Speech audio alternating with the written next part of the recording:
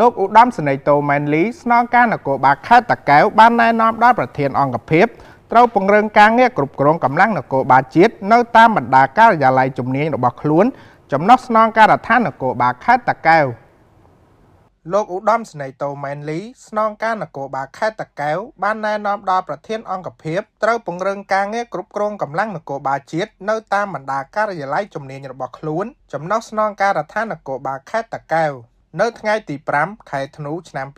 2025ដោយអនុវត្តតាមការដឹកនាំបញ្ជាដ៏ខ្ពង់ខ្ពស់របស់ឯកឧត្តមនាយឧត្តមសេនីយ៍សថេតអគ្គស្នងការនគរបាលជាតិលោកឧត្តមសេនីយ៍តូម៉ែនលីស្នងការនគរបាលខេត្តតាកែវបានអញ្ជើញជាអធិបតីដឹកនាំកិច្ចប្រជុំស្ដីពីពង្រឹងការងារគ្រប់គ្រងកម្លាំងនគរបាលតាមបណ្ដាការិយាល័យជំនាញចំណុះស្នងការដ្ឋាននគរបាលខេត្តដោយមានការចូលរួមពីលោកស្រីឧត្តមសេនីយ៍វរៈសេនីយ៍លោកនាយការិយាល័យជំនាញទាំង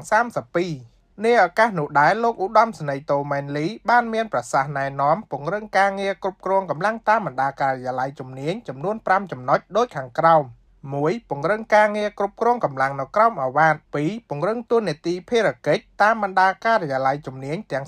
32 3. រក្សាការសម្ងាត់របស់អង្គភាព 4. ពង្រឹងការងារប្រចាំបញ្ជាតាមវេននីមួយៗ 5. ប្រើយន្តការលើកសរសើរដល់មន្ត្រីនគរបាលគ្រប់រូបដែលមានស្នាដៃល្អក្នុងការងារផ្ដល់នូវតួនាទីឋានន្តរស័ក្តិប័ណ្ណសរសើរលិខិតសរសើរនិងជូនរង្វាន់ផងដែរ